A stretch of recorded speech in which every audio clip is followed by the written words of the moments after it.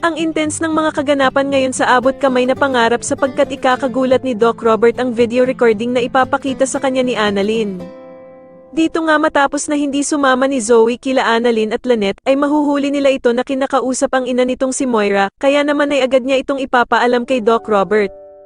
Samantala ay wala namang tigil ang pagtatanong nitong si Giselle kay Dax kung bakit nga daw sa dami ng bansa ay sa Japan pa naisipang pumunta ng amo nilang si Moira.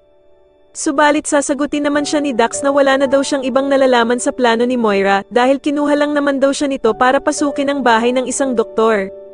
Agad namang tatanungin ni Giselle kung sino daw ang doktor na tinutukoy nito at laking gulat niya nga nang sabihin ni Dax na kay Doc Carlos nga daw ang bahay na ipinautos sa kanila ni Moira.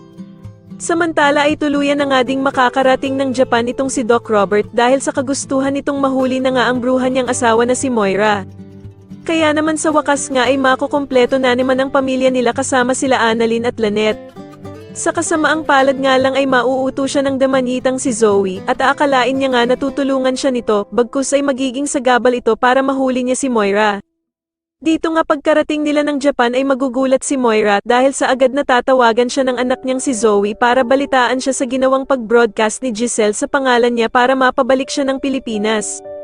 Samantala ay talaga namang napakahusay nga ng mga kontrabida sa palabas na ito dahil nga sa galing ng kaibigan ni Doc Carlos na asikasuhin si Moira ay matatapos nga daw niya ito sa loob ng 3 araw lamang at magkakaroon na agad siya ng bagong passport. Sa kabilang banda naman ay excited na nga sana si Annalyn at Lynette na pumunta ng Mount Fuji kasama si Zoe, ngunit bigla nga itong tatanggi sa kanila na sumama papunta doon. Sasabihin nga ni Zoe na biglang sumama ang kanyang pakiramdam kaya hindi na daw ito makakasama sa kanila.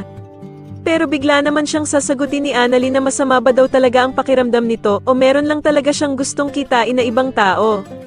Sa tingin niyo dapat na din bang pakulong ni Doc Robert ang anak niyang si Zoe kagaya ng ina nitong si Moira? Mas lalo na nga talagang nagiging exciting ang mga susunod na kaganapan kaya naman ay mas lalo pa nating abangan ang mas lalong gumigandang abot kamay na pangarap. Maraming salamat po sa inyong panonood at sana po ay masubscribe niyo ako. Maraming salamat po.